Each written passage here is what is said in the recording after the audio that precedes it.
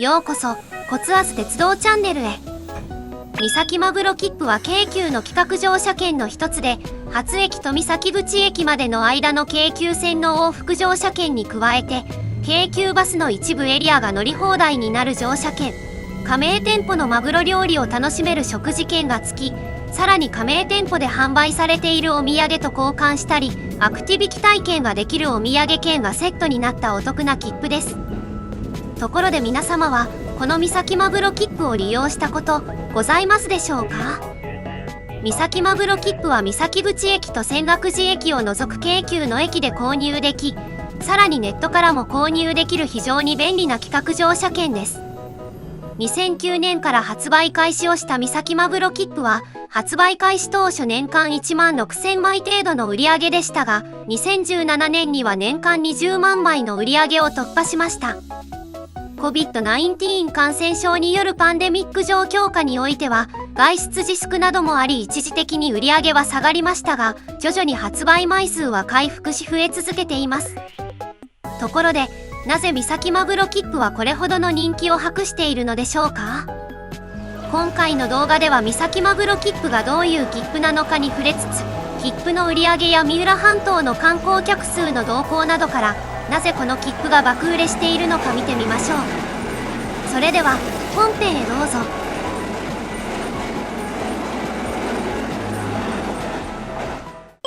三崎マグロ切符の概要。三崎マグロ切符とは京急が発売する企画乗車券です。基本的な内容は初駅と三崎口駅の間の京急線往復乗車券と三崎エリアなどを走る京急バスのフリー乗車券で、加えてマグロメニューを提供している提携飲食店で使える食事券、さらに三崎エリアにある提携先のお土産店や施設で利用できるお土産券がセットになったお得な企画乗車券です。京急線の往復乗車券は途中下車も可能であり、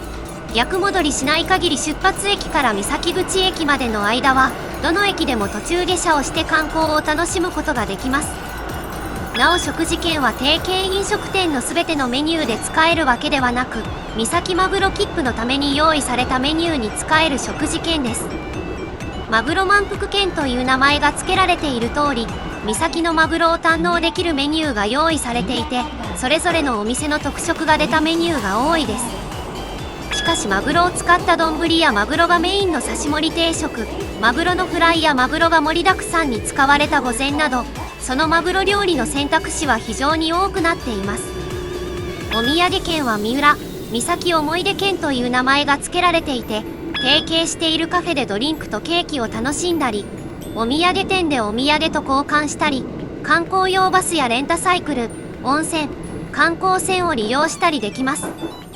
ただしマグロ満腹券と三浦、三崎思い出券を利用できるのは乗車券1枚あたり1人1回限りとなります。三崎マグロ切符は泉岳寺駅と三崎口駅を除く京急線の各駅で磁気乗車券として販売していて、駅の券売機では当日利用分に限り購入できます。また株式資本を相互に持ち合う西武ホールディングスの傘下に位置する西武鉄道の各駅でも購入が可能で、西武線発三崎マグロ切符という名称で販売されています。西武線発三崎マグロ切符の場合は初駅から新宿線の高田馬場駅もしくは池袋線の池袋駅までの往復乗車券と三崎マグロ切符引換券がセットになった企画乗車券です。ただし引き換えできる三崎マグロ切符は品川発と指定されており、池袋または高田馬場と品川の間の乗車券はないほか、どちらの駅を利用するかは基本的に駅ごとに指定され、また池袋線の場合は練馬から先は西武線池袋方面指定で、東京メトロ有楽町線、副都心線、東急東横線方面に直通は不可。横浜駅などその他の駅で引き換えた上で、品川駅以外から三崎マグロ切符の利用もできません。同様の形態において京王線発三崎マグロ切符も販売され、こちらは京王線新宿駅または井の頭線渋谷駅が指定され、暴露横山、東日本橋経由で京王線、京急線が直通する都営地下鉄の新宿線、浅草線を介して乗り継ぐなど、その他のルートを用いての乗り継ぎはできません。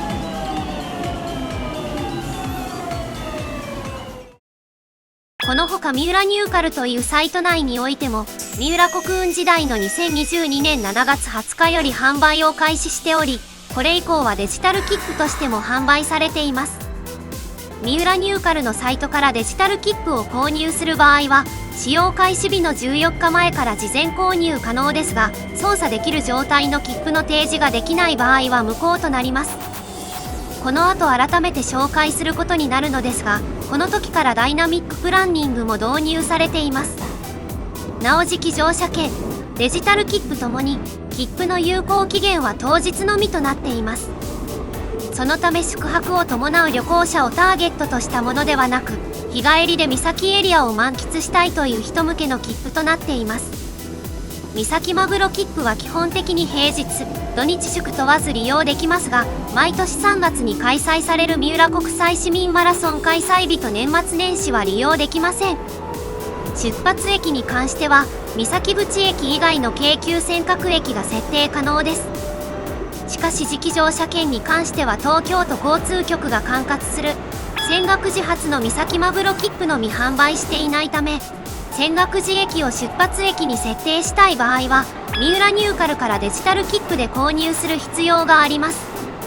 料金は大人料金と子ども料金が設定されていて、子ども料金に関しては出発駅にかかわらず一律2860円で販売されています。対して大人料金に関しては出発駅によって変わるだけではなく、磁気乗車券かデジタル切符かでも料金が変わってきますので、具体的な料金は京急の公式サイトなどでご確認ください。また三崎マグロ切符を利用する旅行者の平準化を目指し、デジタル切符では需要によって価格が変動するダイナミックプライシング制度を導入しています。デジタル切符の三崎マグロ切符の場合、A 料金、B 料金、C 料金の3段階の料金体系になっていて、平日は一番安い A 料金、土日祝日は中間の B 料金、利用者が集中するゴールデンウィークや桜祭りシーズンなどに一番高い C 料金を適用する料金体制が基本です。なお磁気乗車券については利用日を問わず、デジタル切符の C 料金と同じ価格で販売されていて、C 料金ではない日に利用するのであれば、磁気乗車券よりもデジタル切符の方がお得に利用できます。ちなみに一番利用者が多いのは5月だそうで、特にゴールデンウィークの期間は多くの人が三崎マグロ切符を利用して、三浦半島の三崎エリアを訪れています。三崎マグロ切符の売れ行きと三浦半島の観光客数の動向。三崎エリアを日帰りで満喫するに最適な三崎マグロ切符ですが、発売から年を重ねるにつれて年間の発売枚数は増えていっています。三崎マグロ切符は2009年から発売されていますが、発売1年目の発売枚数は15,898枚で、2年目も3年目も年間で2万枚前後しか売れませんでした。しかし4年目の2012年度の発売枚数は、なんと前年よりも倍増して42,763枚。この数値は年々増えてきており、2017年には203,634枚と、なんと20万枚を超えました。しかし2020年以降は COVID-19 感染症によるパンデミック状況下で、社会情勢が大きく変化したため発売枚数は以前と比べると減っています。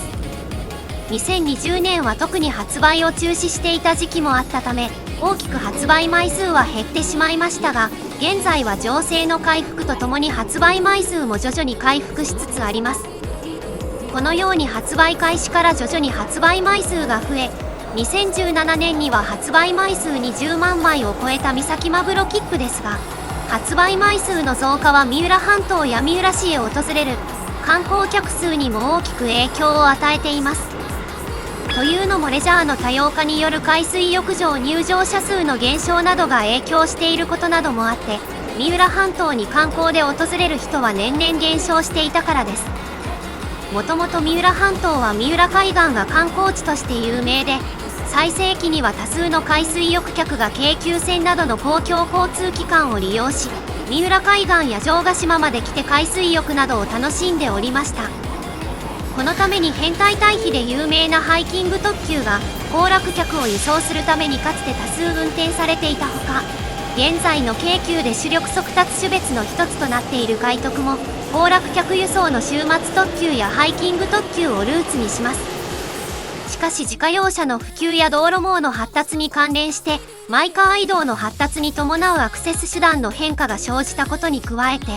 先ほども説明したようにレジャーの多様化による海水浴場入場者数の減少などが影響していることなどもあって、三浦半島に観光で訪れる人は年々減少傾向にございました。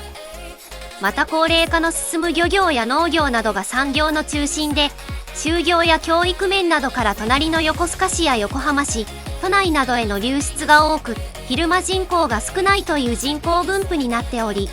加えて少子高齢化や若年世代の転出などを受けて、横須賀市など他の三浦半島地域と同様に人口減少が大きく、今では三浦市自体が消滅可能性都市に分類されるほどで、海水浴客の減少もあって市内の人通りも少なくなってしまいました。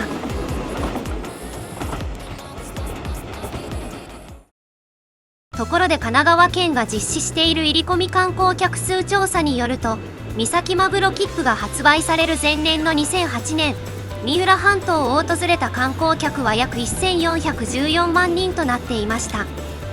その中でも三浦市を訪れた観光客は約547万人で、日帰りで訪れた観光客は約481万人でした。発売元年の2009年に三浦半島を訪れた観光客数は約1409万人で、前年よりわずかながら減った数値となったものの、三浦市を訪れた観光客数は約562万人で、そのうち日帰りの観光客数は約494万人です。三浦半島全体では2008年よりも減っていますが、三浦市は増えていて、これは夏場に天候が悪い日が続き、その影響で海水浴客などが減ったことが関係します。しかし三浦市ではロックの学園サマースクールという新しいイベントを行ったことが関係し、観光客数が微増している結果となっております。2009年の三崎マグロ切符の発売枚数は約 1.5 万枚で、それを考えるとまだ大きく影響を与えているとは考えられません。そして2011年は3月に発生した東日本大震災の影響によって観光客数は減少して三浦半島全体で約1304万人、三浦市単独では約491万人という結果になっています。この数値は翌年から徐々に回復していきますが、2011年以前の水準まで戻ったのは2014年のこと。それまで窓口のみで販売されていた三崎マグロ切符が自動券売機でも購入できるようになったことに関連します。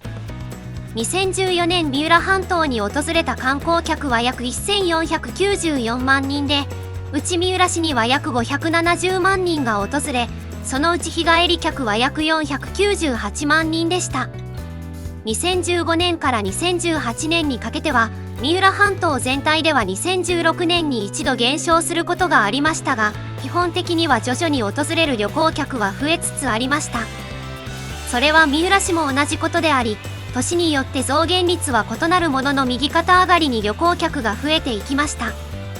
同時に三浦市に訪れる宿泊を伴う旅行者は減少傾向にあり、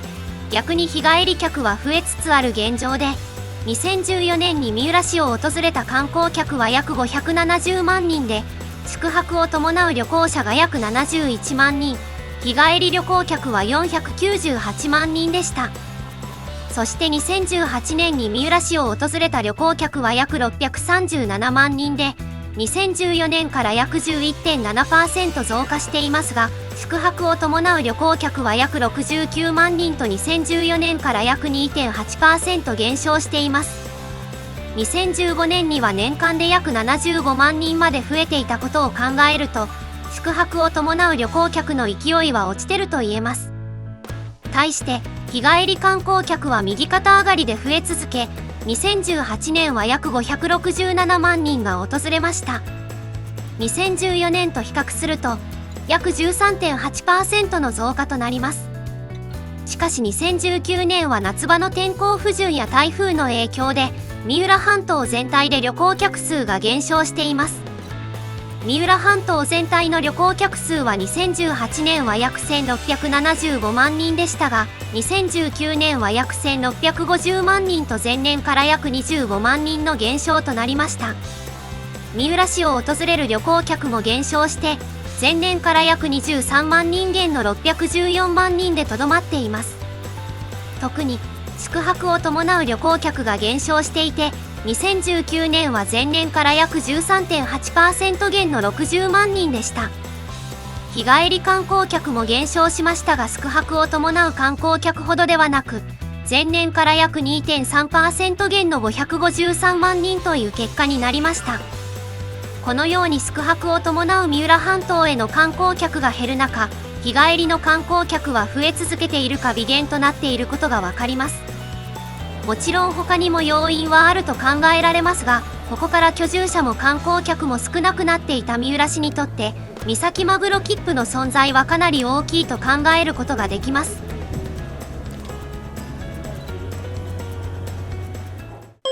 なぜ三崎マグロ切符は爆売れしてる？ところでここから本題となります。三崎マグロ切符が爆売れしている理由は、まず第一にコスパの高さが挙げられます。京急の往復乗車券と三崎エリアを走る京急バスのフリー乗車券、加盟飲食店で使えるマグロ満腹券、さらに加盟施設で利用できる三浦・三崎思い出券がセットになった三崎マグロ切符ですが、一番遠い品川駅を出発駅で購入すると次期乗車券だと4250円かかります。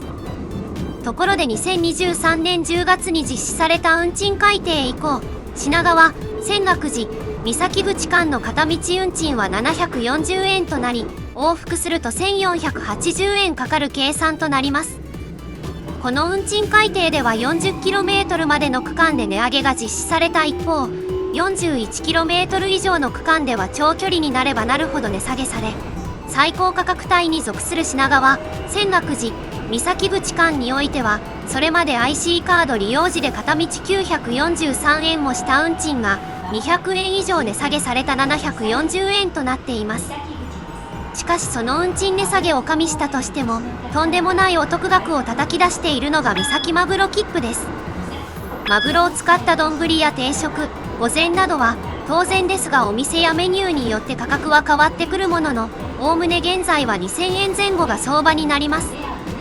通常だと3000円ぐらいかかりそうなメニューであっても、三崎マグロ切符利用者向けメニューとして特別に料理を出す提携飲食店も少なくなく、こうした提携飲食店が出す料理というのも、よりお得感を増強させるものと言えるでしょう。そして、三浦・三崎思い出券ではお土産の交換や施設の利用ができますが、交換できるお土産や利用できる施設の料金は1000円前後のことがほとんどです。三浦・三崎思い出券の対象店舗、施設の中には券の提示とプラスアルファの料金を払うことで利用できるものもあり、プラスアルファで払う必要がある料金は通常の料金から1000円前後差し引いた額の店舗や施設が多いため、三浦・三崎思い出券については1枚1000円前後の価値があると言っても過言ではありません。つまり三崎マグロ切符に付随するマグロ満腹券と三浦・三崎思い出券の両方を使うことで3000円から4000円分の飲食やお土産、体験を楽しめるのです。品川から往復で1480円かかることだけにとどまらず、三崎エリアを走る京急バスが乗り降り自由になることを考えると、三崎マグロ切符はかなりお得な切符だと言えます。お得すぎて謎の罪悪感まで感じる人もいるようで、2005年より三浦市の市長を務めている吉田秀夫氏は、電車賃ただくらいのサービス商品だと思うと発言しております。実際に3000円から4000円分の付随する各利用券や京急バスの指定エリア1日フリー乗車券までつくことから、この発言は事実と言っても過言ではございません。特にデジタル切符は繁忙期ではない平日や土日祝日はもっと安い価格で販売していることを踏まえると、かなりコスパのいい企画乗車券であると言えるでしょう。そして三崎マグロ切符が爆売れしている理由の2つ目として、比較的気軽に購入できることが挙げられます。ところで三崎マグロ切符は先ほども説明したように、2009年の発売開始当初は駅の窓口でしか購入できませんでした。そのため発売開始の年は約 1.5 万枚しか売れず、年々少しずつ発売枚数は増えていったものの、2013年の段階では年間で約6万枚程度しか売れていません。そこで京急は2014年から自動券売機でも購入できるようにしました。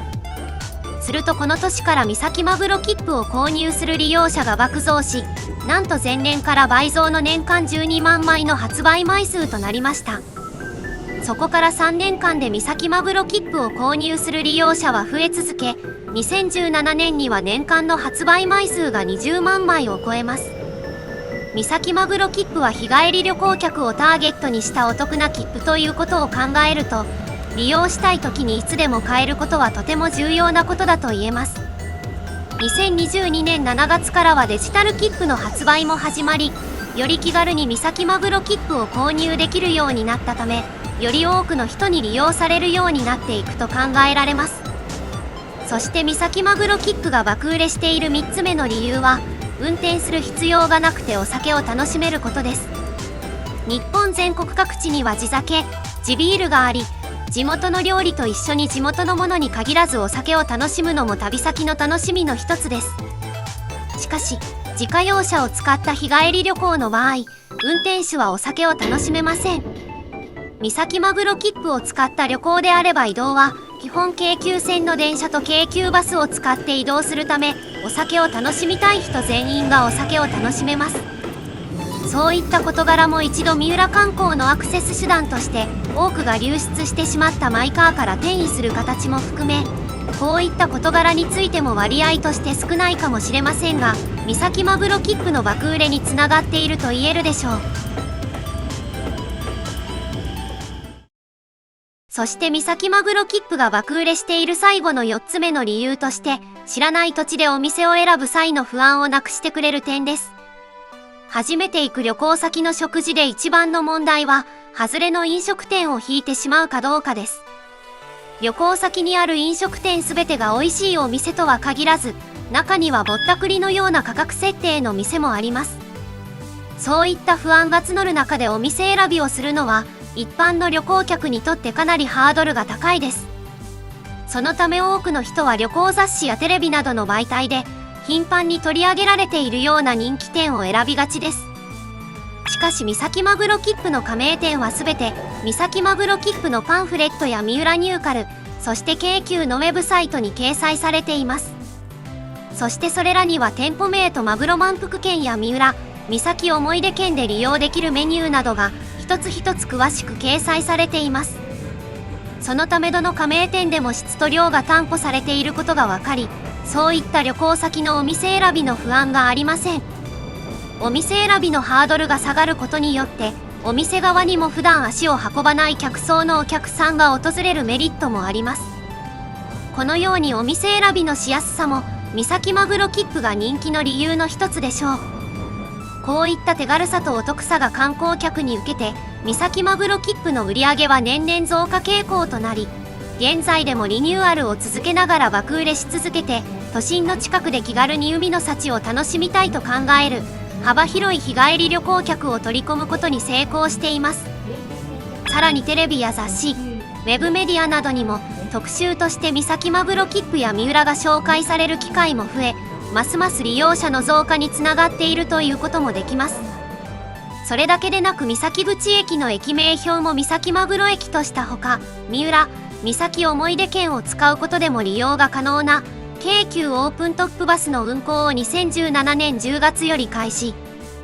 運行開始当初は京阪バスでグランパノラマとして使用され、京都で定期観光バスとして走っていた固体の三菱エアロキングで、2012年のグランパノラマ運行終了後はとバスに売却。はとバス移籍時に屋根をオープン化する改造をして、東京オープントップツアーとして定期観光バスで走っていたもので、いわば中古の中古というべき車を使っていました。しかし2024年8月に従来からある三崎口駅発で周遊していた京急オープントップバスの運行を終了し、中古の中古だったエアロキングは廃車となりました。代わって9月に三浦海岸駅発で周遊する京急オープントップバス三浦として再スタートを切り、合わせてスカニア製の新車オープントップバスが導入されました。この新車ははとバスの東京オープントップツアーとして導入実績があるバンフォードライトバスブランドの軽量車体を仮装したエクリプスジェミニ3という名称のものであり、ロンドン市内を走る2階建ての路線バス、いわゆるロンドンバス向けの車両を日本向けにカスタマイズしたもので、従来の2階建てバスより小回りが利くことが特徴です。新車エクリプスジェミニ3の導入と運行ルート刷新に合わせ、三浦海岸駅の近くに観光案内所を兼ねた施設として京急オープントップバス三浦案内所も開設されています。三崎マグロ切符は消滅可能性都市三浦市の救世主になってるか？先ほどまでの解説の中でも簡単に触れましたが、三浦市というのは神奈川県の市の中で唯一消滅可能性都市に選ばれてしまっている市です。一方で爆売れを続ける三崎マグロ切符の存在は三浦市を訪れる日帰り観光客増加の要因になっています。最後に消滅可能性都市とされている三浦市にとって三崎マグロ切符が救世主になっているかどうか見てみましょう。実はこの三崎マグロ切符、三浦半島への旅行客減少だけではなく人口減少にも悩んでいた三浦市の活性化のために発売が始まった切符です。ところで消滅可能性都市とは一体何なのでしょうか？消滅可能性都市というのは2014年、公益財団法人日本生産性本部の中に作られた日本創生会議が作成したリストです。その内容とは若年女性人口が2010年から2040年の30年間で 50% 以上減少する見込みのある市町村のことで、該当する市町村をリスト化して発表したことによって一気に世間へ広まりました。現在も消滅可能性自治体という形によって民間の有識者による人口戦略会議などの手で発表されています。若年女性の人口が減ると出生率が減少して人口が減少していってしまいます。それだけでなく税収の減少も進んでしまい、最終的には行政の維持ができなくなってしまうのです。将来的にそういった事態に陥る可能性がある市町村を可視化したのが日本創生会議などが発表する消滅可能性都市のリストです。この時神奈川県内で消滅可能性都市としてリストアップされているのは4市町村。県西部に位置する二宮町、湯河原町、大井町と並んで神奈川県にある市で唯一の消滅可能性都市として三浦市がリストアップされてしまったのです。ところで2010年度三浦市の総人口は 48,352 人で、そのうち若年女性と言われる20歳から39歳までの女性の人口は 4,789 人でした。そして2040年の三浦市の総人口は 3719 人で、そのうち若年女性は2018人になると推計されています。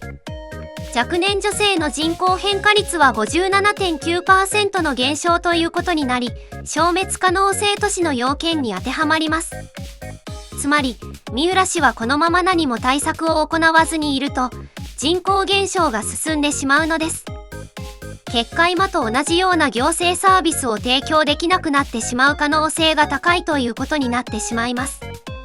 ところで消滅可能性都市にリストアップされた市町村の特徴には何があるのでしょうか？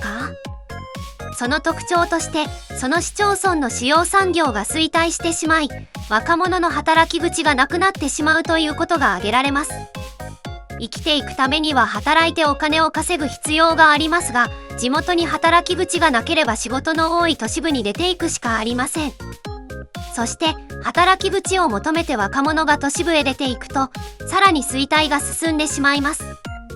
結果若者の都市部への流出が加速していくという悪循環に陥り、そういった市町村が消滅可能性都市として多くリストアップされています。そんな中で三崎マグロ切符の存在と爆売れは三浦市の産業振興につながっております。結果として地元の飲食店やお土産店がにぎわうことで三浦市内における新たな雇用を創出しています。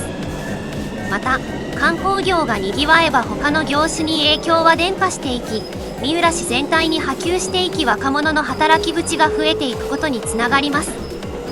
近年、三崎マグロ切符を通じて三浦の観光地などがメディアや雑誌などで取り上げられていることについても、その流れを後押ししているということができるでしょう。三浦市を訪れる日帰り観光客が増えている要因の一つになっている三崎マグロ切符の存在はかなり大きいと言えるのです。いかがだったでしょうか？今回の動画をご覧いただいたことによって三崎マグロ切符が爆売れしている理由について、そもそも三崎マグロ切符は京急線の往復券とフリー区間の京急バス乗車券、マグロ料理を満喫できるマグロ満腹券、施設の利用やお土産と交換できる三浦三崎思い出券がセットになった券であること。マグロ満腹券を使うと加盟飲食店で2000円から3000円相当の三崎マグロ切符利用者向けメニューを楽しめること。さらに三浦三崎思い出券は1000円相当のアクティビティ体験や施設利用、お土産と交換できること。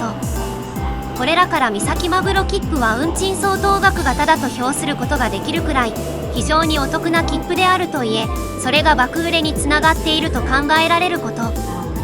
さらに京急のサイトや配布しているパンフレットにマグロ満腹券を利用できる店舗と提供されるメニューが詳しく掲載されていて、お店選びのハードルが低いことも爆売れにつながっていると考えられること。これだけの内容でありながら自動券売機や専用のサイトからいつでも気軽に買える切符であることも爆売れにつながっていると言えること。三浦市は消滅可能性都市になってしまっているものの、三崎マグロ切符の爆売れ効果で観光の振興が図られていると考えられ、三浦市にとってもその役割は大きいと言えることなどについて知ることができたのではないかと思います。この動画が参考になったと思った方はぜひ評価ボタン、コメントをお願いします。またコツアズ鉄道チャンネルでは鉄道など交通に関するさまざまな疑問や気になる事柄などを動画にして解説形式でまとめています。チャンネル登録をしていただくと最新の動画がいち早くご覧できますので、ぜひよろしくお願いします。それではご視聴ありがとうございました。